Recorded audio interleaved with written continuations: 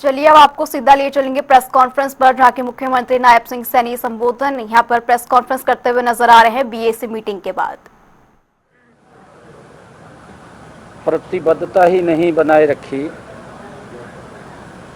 दूसरे सेशन जो बजट हमारा सेशन था, उस सेशन में भी हमने 6 महीने की अभी जो हमारा बजट सेशन हुआ, अभी उसमें भी 6 महीने के बाद दूसरा सत्र वो होता है। और बीएसी की बैठक में 3 दिन का सेशन तय हुआ है और इस पर अगर हमारे विपक्ष के नेता को कोई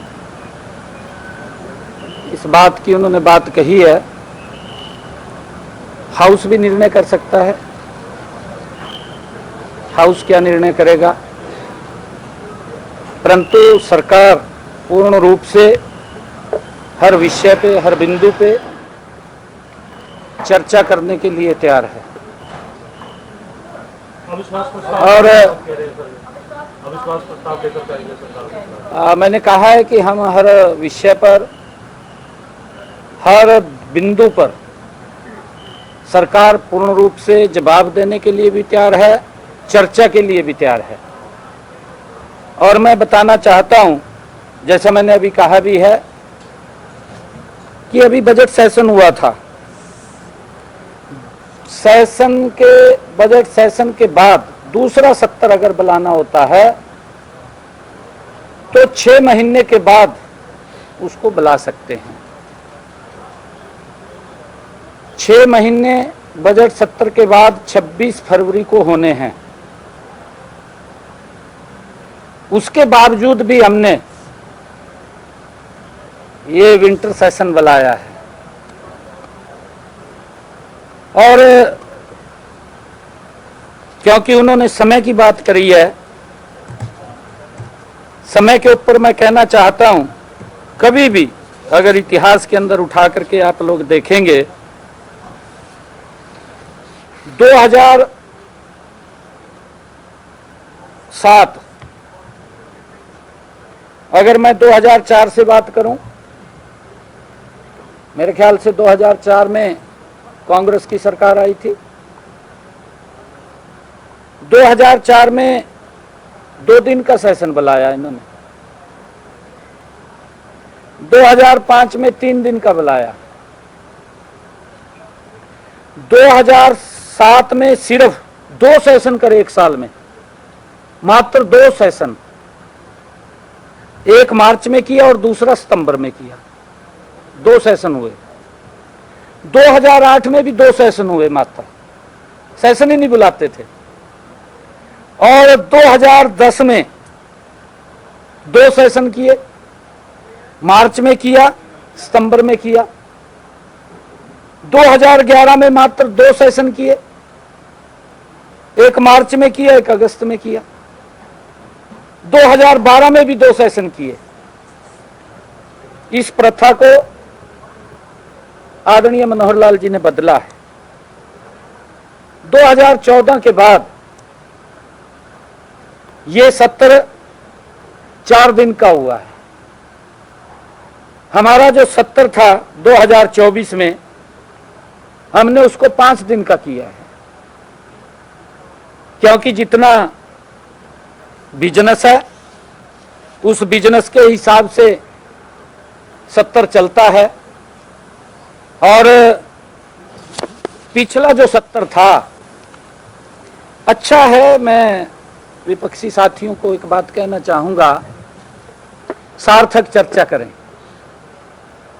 और जनता के हित के मुद्दे लेकर के आएं। जब ये अपनी तो उटपटांग बात करते हैं और जब सरकार जवाब देती है वॉकआउट करके चले जाते हैं, फिर सुनने का भी मादा नहीं है। बात भी सुननी चाहिए और सार्थक चर्चा करनी चाहिए, मेरा आग्रह है। क्योंकि लगातार हार से कांग्रेस फ्रस्ट्रेशन में है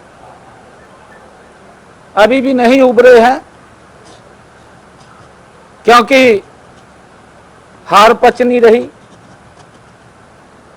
ये तो राजी हुए बैठे थे कि सरकार बनी पड़ी है, परंतु प्रदेश की जनता ने पिछले 11 वर्षों का काम आदरणीय मोदी जी के नेतृत्व वाली डबल इंजन की सरकार, उसके ऊपर मुहर लगाई है। और आरोप तो लगाते हैं, मेरा आग्रह है कि हम सार्थक चर्चा करें, जनता के मुद्दों को लेकर के चर्चा करें। सरकार उसका जवाब देने के लिए तैयार है। और पिछला जो 70 था, पिछले 70 में एक दिन तो पूरा ही बर्बाद किया। आपके सामने है, जो विधायकगणों के क्वेश्चन थे वो भी नहीं हो पाए, सेशन नहीं चलने दिया। सेशन जब चलने नहीं दिया तो बैठ करके फिर उसके ऊपर चर्चा करके सेशन चला। मेरा आग्रह है कि आप जनता के हित के जो मुद्दे जुड़े हुए हैं उनके ऊपर चर्चा करनी चाहिए। सरकार चर्चा के लिए भी और जवाब के लिए भी तैयार है। मेरा इतना ही आग्रह है। आपने खुद कहा कि समय खराब नहीं होना चाहिए, ऐसे में नंबर कांग्रेस को पता है, वो खुद कह रहे हैं कि हमारे पास नंबर नहीं, लेकिन फिर भी चर्चा करेंगे। ऐसे में जो रिप्रेजेंटेटिव 90 विधानसभाओं को रिप्रेजेंट करते हैं, विधायक करते हैं रिप्रेजेंटेशन, लगता नहीं है कि पूरा दिन उसमें निकल जाएगा, फिर से वही चीजें जो है रहेंगी, समय खुद खराब होगा चर्चा। एक बात कहना चाहूंगा मैं, उम्र भर भूल यही करता रहा, उम्र भर भूल यही करता रहा, धूल चेहरे पर जमी थी, आईना को मैं साफ करता रहा। हमने कहा है कि हम पूरा जवाब देने के लिए तैयार हैं, सार्थक चर्चा हो। Thank you. आज कांग्रेस ने विरोध प्रदर्शन किया सर, पंचकुला में भाजपा कार्यालय मुझे कह रहे हैं सर कि ये वोट की चोरी से सरकार बनाई गई है। और साथ ही सर जो नेशनल हेराल्ड के मामले में जो सोनिया गांधी और राहुल गांधी का जिस तरीके से नाम आया है, उनका ये कहना है सर कि ये सरकार साजिश कर रही है और जो जांच एजेंसियां हैं उनका दुरुपयोग किया जा रहा है। इस मुद्दे पर आज कांग्रेस सड़क पर उतरी है सर, क्या कहेंगे? देखिए, कांग्रेस पार्टी झूठ का सहारा ले रही है, झूठे मनगढ़ंत मुद्दे खड़े कर रही है, लोगों में भ्रम की स्थिति पैदा कर रही है। पहले तो इन्होंने ये मुद्दा खड़ा किया कि मोदी जी अगर तीसरी बार आ गए संविधान को खतरा हो जाएगा। मैं एक बात बड़े फक्र के साथ और विश्वास के साथ कह रहा हूं, बाबा भीमराव अंबेडकर जी के पवित्र संविधान को नरेंद्र मोदी की सरकार में कोई खतरा नहीं है। अगर खतरा किसी नो है ना तो कांग्रेस पार्टी नु खतरा भी हम खत्म हो लिए कोई खतरा नहीं है। और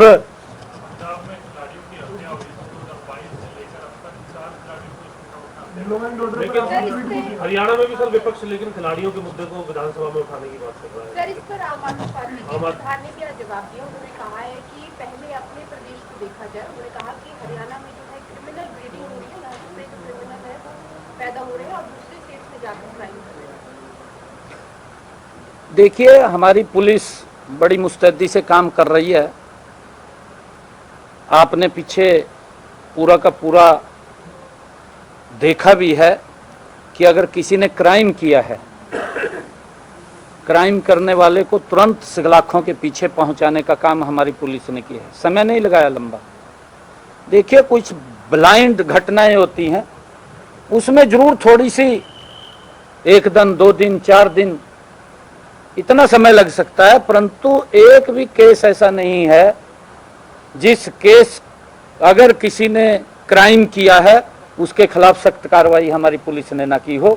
और पंजाब की लॉ एंड ऑर्डर व्यवस्था वो धूमिल हो चुकी है, क्योंकि पंजाब के अंदर उनको चिंता जन की नहीं है। वो तो बेचारे अपने जिस प्रकार से कांग्रेस लगी रहती थी मलाई चाटने में, उसी प्रकार से आम आदमी पार्टी भी लगी हुई है पंजाब के अंदर। वहाँ का किसान भी बेहाल है, वहाँ का खिलाड़ी सुरक्षित नहीं है, वहाँ में महिलाओं के अंदर, वहाँ युवाओं की स्थिति, ये सब पंजाब के लोग देख रहे हैं। मेरा कहने का विषय नहीं है। दुर्भाग्यपूर्ण है क्योंकि जब पंजाब के अंदर ग्राउंड के ऊपर खेलते हुए पब्लिक के बीच में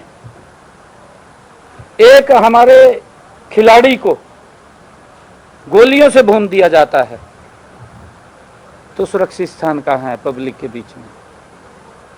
तो मैंने तो ये कहा था ये दुर्भाग्यपूर्ण है और ऐसा नहीं होना चाहिए।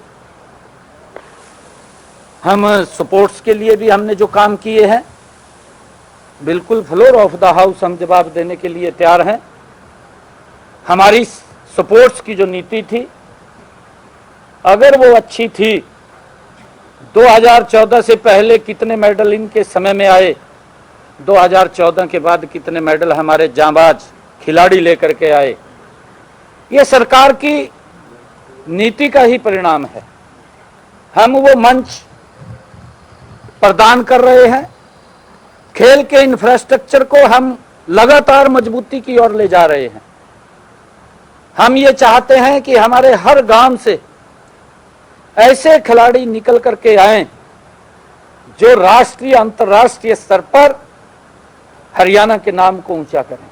हम इसके लिए लगे हुए हैं। खिलाड़ियों की मौत को भी मुद्दा बना रहा है। जिस तरीके से रोहतक के अंदर जो घटना हुई थी, उस पर भी चाहे वो मीडिया में देखें या विधानसभा में देखें, उसे एक बड़ा उसके ऊपर मैंने कहा था, देखिए दुर्भाग्यपूर्ण है घटना, और क्योंकि जो हमने वो देखा था कि पंचायत के द्वारा वो निर्मित था, हमने वहां पर जो डीएसओ था उसके खिलाफ भी कार्रवाई की है। परिवार ने ये कहा कि हम एफआईआर दर्ज कराएंगे। मैं कहा कराइए, आप एफआईआर दर्ज कराइए। और सरकार पूर्ण रूप से परिवार के साथ है, सरकार खिलाड़ियों के साथ है। सर, हरियाणा के डीजीपी बदले जाने को लेकर भी चर्चा है। थैंक यू, बाद में बात करेंगे।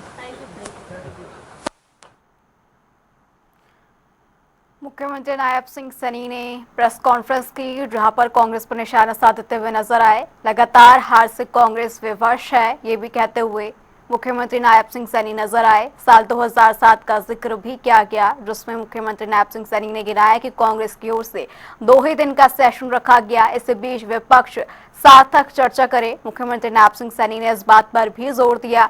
और लगातार हार से कांग्रेस विवश हो गई है, यह आरोप मुख्यमंत्री नायब सिंह सैनी लगाते हुए नजर आए।